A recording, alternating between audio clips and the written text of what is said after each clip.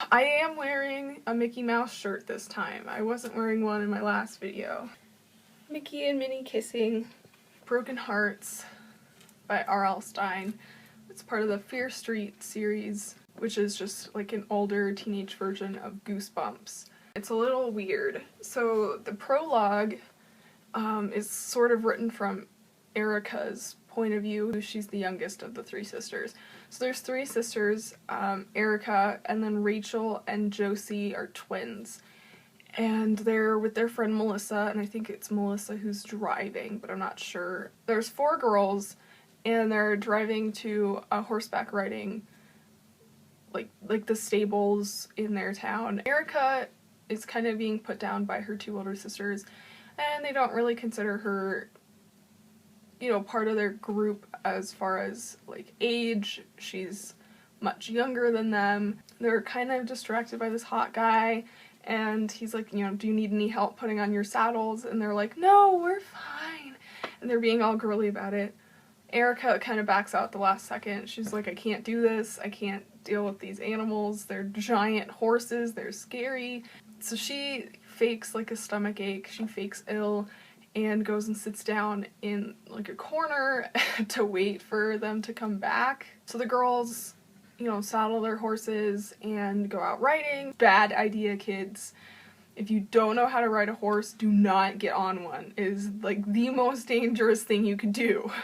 And they're out for a while, and Rachel kind of loses control of her horse. It's a horrible, horrible thing, and because they don't know what they're doing, her saddle isn't on right. She loses control of the horse, and she's distracted because someone says, like, hummingbird over there, it's cool. You know, it rears up because suddenly there's this dog in front of it, tries to stop, and when he lands on his hooves again, her saddle is not connected properly, and she flies off of it. She lands weird, and everyone's like, oh my god, you know, go get help. But she's kind of childish now. She can talk, and she knows all the words and stuff. Her sister, like, her family has to take care of her now, because she's like a small child. She can't, like, cook, she can't take care of herself, but she's in school, and, you know, still learning, presumably. It's getting to be Valentine's Day. Josie starts getting these Valentines from this creepy stranger. They're threatening and not so clever. She gets really freaked out, and they just keep saying, you know, on Valentine's Day, we're gonna kill you. Bad things lead to worse things. All three girls, Melissa, Rachel, and Josie. Melissa, not so much, but they're all annoying. Leave Erica by herself. They lie to the stable hand. They put themselves in danger. Oh, they're just so stupid and annoying. I instantly hated Josie. Despised, wanted to punch her in the face. Violently aggravated. Rachel's family can't pay for like 24-hour nursing care for her. They can only pay for like the weekends. And her sisters are supposed to like take turns caring for her when their parents are working.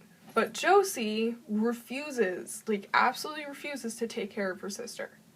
She's so annoying. I hate her so much, and it doesn't change throughout the book. Like even when she's, you know, being stalked and bad things are happening to her, I'm like, you deserve it. There are reasons why people want to kill you. She is so rude to everybody. The author did a really good job of creating suspects. There's Luke, Rachel's boyfriend, and he's upset that Josie has neglected Rachel. Her ex-boyfriend, and I can't remember what his first name is, but his last name is Jankman. Dave, Rachel for one, because now she's stuck in this infantile situation. The author makes her really, really, really creepy. Erica, of course, is pissed because now she's stuck with Rachel all the time. And Melissa, because Josie blames Melissa for the accident. Josie was the one who actually did the saddle for Rachel, and she tightened the cinch, which goes around the horse's belly, which is tricky. You do have to pay attention to that. When you tighten it, you have to wait for the horse to exhale, and they are sneaky. They will hold their breath.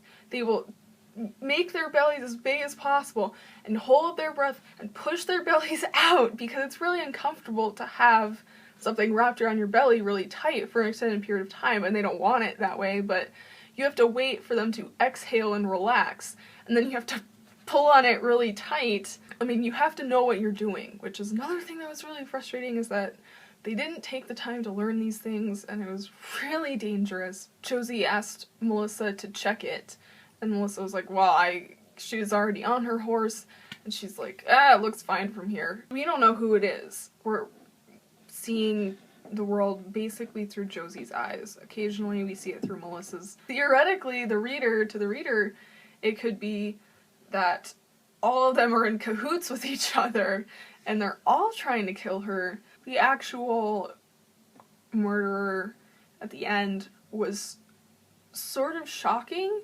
There were others who had greater motive and greater opportunity.